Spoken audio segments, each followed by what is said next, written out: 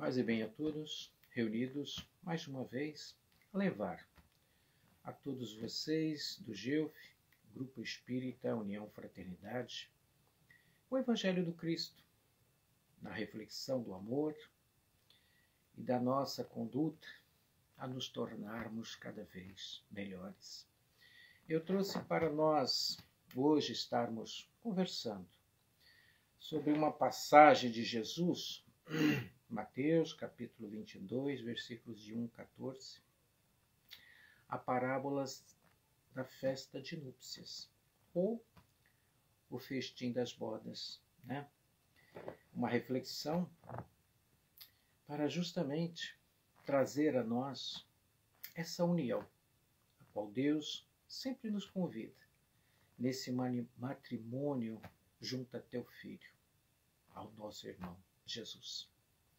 O reino dos céus se assemelha ao rei que, querendo festejar as bodas do seu filho, as bodas do seu filho, despachou seus servos a chamar os que tinham sido convidados, e estes, porém, recusaram. O rei despachou outros servos com ordem de dizer da sua parte aos convidados: preparei o meu jantar, mandei matar os meus bois e todos os meus cevados. Tudo está pronto, vinde às bodas. Eles, porém, sem se incomodarem com isso, uns foram para a sua casa de campo, outros para os seus negócios. Outros pegaram os servos, os ultrajaram e depois os mataram. Sabendo disso, o rei se tomou de cólera e, mandando contra eles seus exércitos, exterminou os assassinos e lhes queimou a cidade. Então disse a seus servos: o festim das bodas está inteiramente preparado, mas os que para eles foram chamados não eram dignos dele. E depois das encruzilhadas, chamai para as bodas todos os quantos encontrardes. Os servos saíram pelas ruas, trouxeram todos que o encontraram, bons, maus, e ali se colocaram à mesa. Aí o rei, entrando em seguida para prestigiar os seus convidados, avistou um homem que não estava vestido com a túnica nupcial e lhe disse: meu amigo, como entraste aqui sem a túnica nupcial? O homem guardou silêncio. Então disse o rei aos seus servos: atai-lhe as mãos, os pés, e lançai-os nas trevas exteriores. Ali haverá choro e ranger de dentes, porque muitos são chamados, poucos escolhidos. Se nós começarmos a prestar atenção nessa passagem de Mateus no Evangelho do Cristo, a qual ele se colocava em alegorias para melhor compreensão, passaremos a entender a nossa responsabilidade. Jesus inspirava-se nos usos e nos costumes de um povo para a época, onde a maioria não tinha a compreensão da condição do que seria a ideia espiritual para o viver do homem, né, na condição terrestre.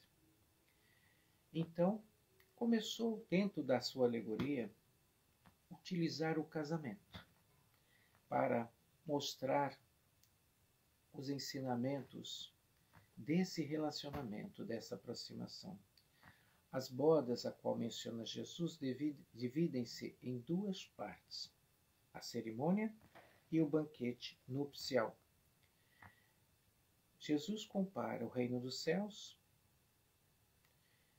que está no nosso íntimo, dentro de nós, como disse Jesus, ou em um lugar como fosse uma festa, algo a celebrar o matrimônio. Pois assim os seus ouvintes poderiam ser capazes de entender, né, o exemplo desse festejo. Os primeiros convidados, a qual passa Jesus, nos mostra, através dos estudos, que foram os judeus, esse povo escolhido por Deus, para que fosse recebido em primeiro lugar, pois os judeus foi o primeiro povo a ter o conceito do Deus único, pois eles estavam, dentro da sua concepção, mais preparados do que os demais na sua condição espiritual. Os servos enviados, a qual narra aqui na parábola, enviados pelo rei, são as pessoas, os profetas, aqueles que levaram a mensagem de Deus, né? Pois convidavam os judeus a caminho da verdadeira felicidade, mas muito poucos ali se colocaram a ouvir e muitos foram massacrados. O primeiro convite foi recusado. Não houve maiores explicações. Representando pelos incrédulos, aqueles que de fato não tinham a boa vontade do seguimento ao ouvir e seguir a palavra, pois ignoraram o convite sem dar explicações. As pessoas, quando desprezam esse convite, vão se ocupar de outros afazeres materiais, pois eles desprezam o real sentido espiritual. O que se faz, né? Valorizando mais o desejo material para poder, na sua ilusão, se manter. O segundo convite também foi recusado, mas por motivos fúteis. As pessoas que representam nesse segundo são mundanas, materialistas, preocupadas apenas com as coisas terrenas. Eles estão indiferentes ao que vem a ser o ensinamento espiritual, o seu aprimoramento interior. Outros pegaram servos, os ultrajaram e depois os mataram. A responsabilidade coube-se principalmente àqueles que deturparam, os fariseus, os saduceus, que puseram a nação a perder. Detinham o conhecimento para si, mas não se preocuparam em expandir, né?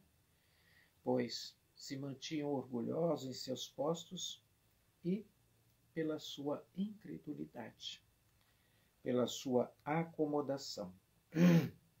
Os terceiros também foi recusado. Os fanáticos, né? Consta também os fariseus, os saduceus, que não se limitaram a recusar o convite. Ultrajaram e maltrataram, como narra a própria Bíblia, né? Como o fizeram também com Jesus. O rei se tomou de cólera, mandando contra ele seus exércitos, exterminando os assassinos, ele queimou a cidade. Contraditório até dentro da nossa compreensão, o rei, aqui comparado a Deus, tomar-se uma atitude, né, dessa grandiosidade. Pois, na condição de lei de ação e reação, a qual nós estamos aqui regidos, o povo de Israel sofreria as consequências, a recusa a participar desse seu aprimoramento ao chamado. Chamando, assim, dando oportunidade a outros povos, simples, mas com o desejo de se revigorar, de buscar seguir o caminho da espiritualidade, entre os bons, entre os maus, se colocando todos à mesa, tendo a mesma oportunidade. Pois a porta do Evangelho, ela está sempre aberta a todos, no seu ensinamento simples, na sua colocação sincera. Ele pode estar, como já está, preparado a todos, para todos os povos pagãos, a todos os gentios, pois se todos aceitarem o convite, estarão sendo aceitos, né? Sem distinção de classe, a participar do Evangelho. Deus, a receber os seus convidados, adentrou a sala e presenciou um único homem, como diz no Evangelho, que não estava vestido da túnica nupcial. O que seria essa túnica, meus irmãos? As boas atitudes, as boas ações, as boas obras, o amor, a pureza, a humildade, a mansuetude. Isso representa a nossa conduta. Então vejam, de todos que ali estavam, adentrou-se a esse banquete alguém não condizente com esse sentimento de pureza qual Jesus nos traz. Pois todos aqueles que se colocam a vestir-se dessa túnica, eles estão dispostos a seguir e a fazer a vontade de Deus, estar em conformidade com o Evangelho. Percebendo-se que esse ser, essa pessoa não estava condizente com essas reações, por não estar trajado através do amor, através da mansuetude, da bondade que representa essa túnica, disse aos seus servos: atai-lhe os pés e lançai-os nas trevas exteriores. Ali haverá choro e ranger de dentes, porque muitos chamados, poucos escolhidos. O que são esses muitos chamados e poucos escolhidos? Deus, Ele coloca-se em nós, espíritos, a condição para que nós possamos melhorar. Estamos numa constante evolução espiritual das nossas inferioridades, das nossas mazelas, pois Ele entende que isso faz parte do nosso aperfeiçoamento, pois serve para a nossa purificação da alma, o nosso progresso. E isso também nos traz como aprimoramento e sirva de expiação. E nessa condição da frase, haverá choro e ranger de dentes, significa as reencarnações expiatórias, nas quais nós passamos através da dor a expiação dos nossos erros. Vejam, choro e ranger de dentes. Quantas vidas nós estamos vivenciando, reencarnação após reencarnação?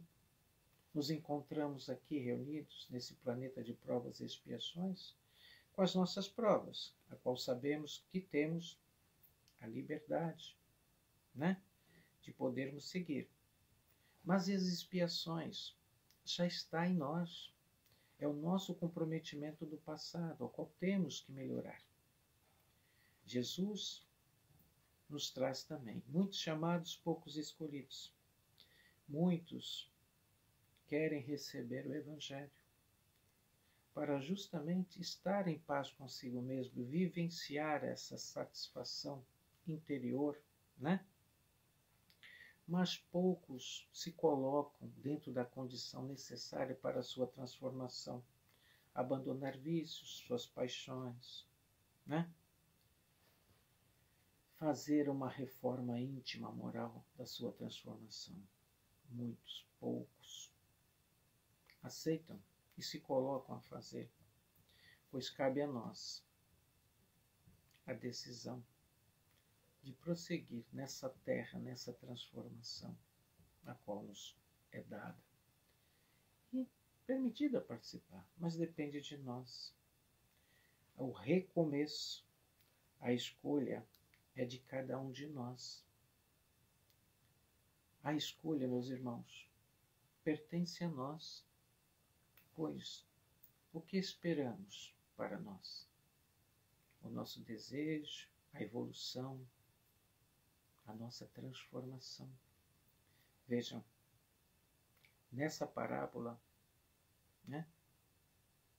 Nessa parábola, nos encontramos diante a reflexão desse matrimônio, a qual Deus nos convida a unir-se ao Evangelho do Cristo, a nos tornarmos melhores. Agradeço a oportunidade e muito obrigado. Graças a Deus.